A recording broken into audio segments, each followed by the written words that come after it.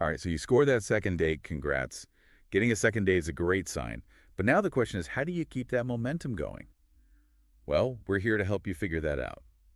Today we're diving into some super practical dating advice from a popular YouTube dating coach. Oh, cool. Which one? Ideas that change lives. Have you heard of it? Yeah, I think so. It rings a bell. They do a lot of videos on personal growth and dating, right? Exactly. And they keep it real, which I appreciate. Yeah, it's good to get advice that's actually, usable. Totally.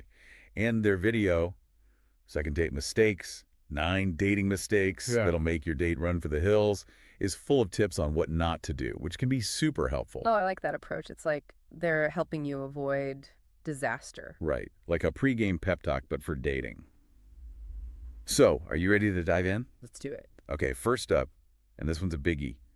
Don't bring up exes on a second date. Oh, yeah, that's a classic for a reason. Who wants to hear about that on a second date? Seriously, it's like way too much baggage, way too soon. Right. Like, can we at least wait until like date 3 for that conversation? For real. And it's not even just about bad breakups. Even if you're talking about an ex in a good way, it can still be kind of a downer. Totally. It just kind of shifts the focus away from the two of you and what you're building. The dating coach in the video actually brings up an interesting point about if your date brings up their ex, though. Oh, what's that? He says to pay attention to how they talk about the ex. Interesting. Like, are they still hung up? Yeah. Yeah. Is it just a story from their past, or does it seem like there are still unresolved feelings there? That's a good point. It's something to be aware of for sure. Right. Okay, next, don't. And this one is so important in our digital age. Avoid being glued to your phone. Oh my gosh, yes. That's like dating 101, right? I know, but it's so easy to do accidentally, you know? You get a notification, and you're just like, oh, let me just quickly check this. But even a quick check can make you seem totally disinterested. Absolutely. It's like saying, hey, this phone is more interesting than you. Not exactly the message you want to send. Not at all. So put those phones away, gentlemen. Show your date you're present and engaged. 100%. Okay, next up is a dating tip that I think a lot of people struggle with, especially when they're really into someone. Okay, what is it? I'm intrigued. Don't overshare. Oh, yeah, I've definitely been on dates where someone's gone a little overboard with the personal details too soon. Right. It's like there's a time and a place for everything, and second date is probably not the best time to unload your entire life story. It can be overwhelming, You want to get to know someone gradually.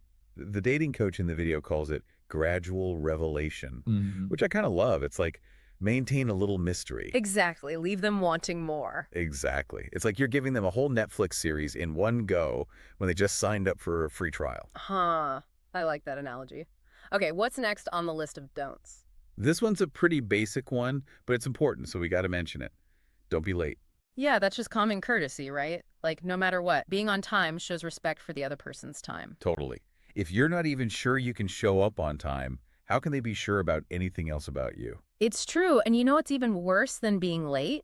Not letting your date know that you're running behind. Ugh, the worst. Mhm. Just send a quick text, It makes a world of difference. Absolutely.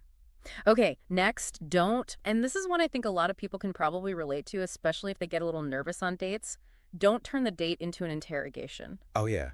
Nobody wants to feel like they're being interviewed for a job. Right. Like, just relax, ask open-ended questions, and let the conversation flow naturally. It's a two-way street, right? Yeah, You're both there to learn about each other. exactly. And this might seem obvious, but don't forget to listen to their answers. Yeah, actually be engaged in the conversation and build on what they're saying. And hey, don't underestimate the power of humor. A little laughter can go a long way in breaking the ice. Totally. Okay, this next don't can be a little tricky to navigate. Being overly touchy or, on the other hand, being totally closed off to physical touch. Oh. Yeah, it's like finding that balance between showing you're interested, but also respecting boundaries. Right, exactly. You don't want to come on too strong, but you also don't want to be a robot. Totally. And like every date is different. What flies on one date might totally bomb on another. It's true. It's all about reading the room and paying attention to your date's cues. Okay, so this next don't actually sparked some debate in the comments section of the video. Oh, really? I'm intrigued. Tell me more. Okay, so he says, don't show up empty-handed. Wait, really? Like bring a gift? Yeah, like a small, thoughtful gift. Yeah. Like flowers or a book by their favorite author, something like that.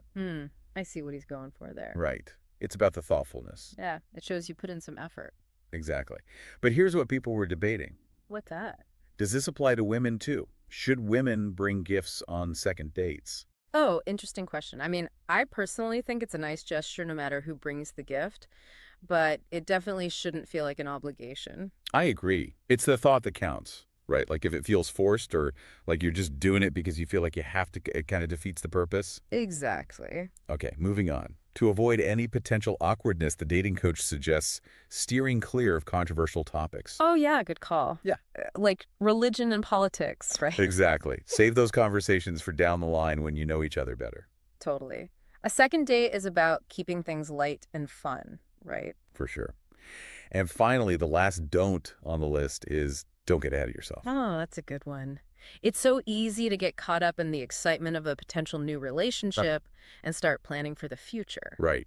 Like slow down, enjoy the moment. Exactly. Focus on building that connection and let things unfold organically. Well said. So there you have it, guys. 9 common second date don'ts to help you totally rock that date. And remember, have fun.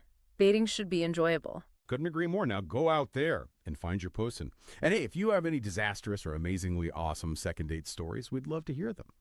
Until next time.